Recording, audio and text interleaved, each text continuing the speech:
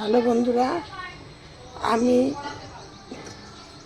চম্পা বলছি। তোমাদের সাথে আমি যে রেসিপিটি শেয়ার করছি সেই রেসিপিটা হলো কাতলা মাছ দিয়ে, আলু দিয়ে, পটল দিয়ে পাতলা ঝোল করব একদম কম তেলে।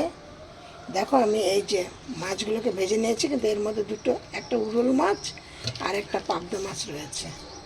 এখানে মোট মাছ আছে 500। এবার আমি এর মধ্যে এই যে পটলগুলো দেবো, দিয়ে আলুগুলো দিয়ে আমি একটা পাতলা ঝোল করব। চম্পা রেসিপি হাউস থেকে আমি এই ভিডিওটি শেয়ার করছি। তোমরা আমার এই ভিডিওটি দেখে একটা লাইক, কমেন্ট, শেয়ার করো। নতুন বন্ধু হলে একটা সাবস্ক্রাইব করে পাশের বেলটি বাজিয়ে অল করে রেখে দিও। আর রেসিপিটা একদম এত গরমে কিন্তু তোমরা কোনো মতেই বেশি ঝাল মশলা না খেয়ে এরকম কম তেলে এরকম পাতলা ঝোল করে খেয়ে দেখবে। খুব সুস্বাদ, খুব সুন্দর খেতে, ভালো, আবার শরীরও সুস্থ থাকে। এবার দেখো তেল দিয়ে দিলাম। এবার আমি এর মধ্যে দিচ্ছি একে একে কিছুটা সাদা জিরে। দেখেছো, এইটা কিন্তু আম দিয়ে করব। এত গরমের রৌদ্রটাতে আম একদম বেস্ট।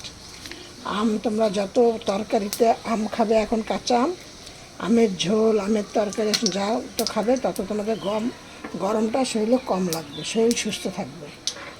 এবার এখন আমি কোনো কিছু ফোড়নে দেবো না, এইভাবেই করছি। নামানোর আগে আমি গরম মশলা দেবো দিয়ে এখন আমি দেখো এর মধ্যে দিয়ে দিচ্ছি পটল কুচি, আদা, জিরে আর দেবো কটা কাঁচা লঙ্কা 5-6টা দিয়ে আমি মিক্সিতে এটা পেস্ট করে নিয়ে আমি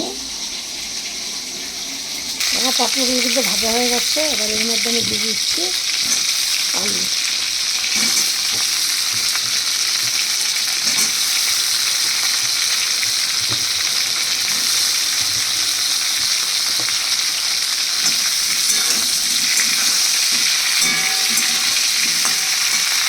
এবার আমার এই আলুগুলি, পটলগুলি সবই ভাজা হয়ে গেছে। এবার এর মধ্যে আমি দিয়ে দিচ্ছি 2 চামচ জিরে, আদা, লঙ্কা পেস্ট করা।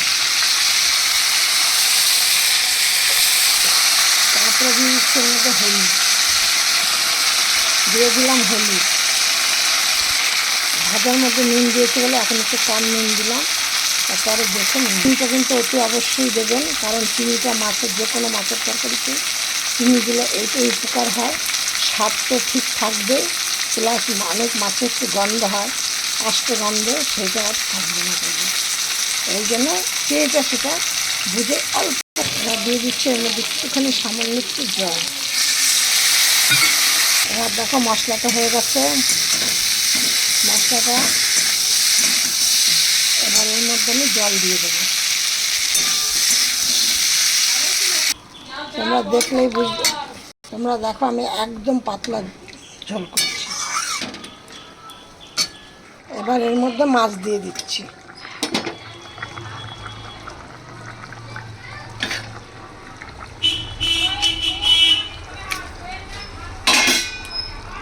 এবার এটার মধ্যে আমগুলোকে দিয়ে দিচ্ছি।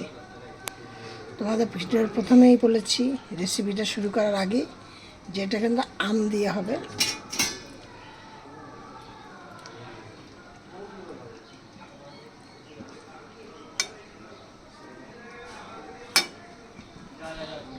এখন আর একটুখানি হবে, 5 মিনিট হবে, তাতে আমটা পুরোটা সেদ্ধ হয়ে যাবে।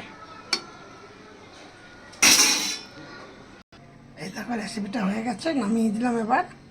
এবার তোমরা গরম গরম ভাতের সাথে পরিবেশন করো। তেল কম, ঝাল কম, মশলা কম, আলু পটল আম কাতলা। সব ভিডিওর মতো বলছি, তোমরা সব ভালো থাকো, সুস্থ থাকো।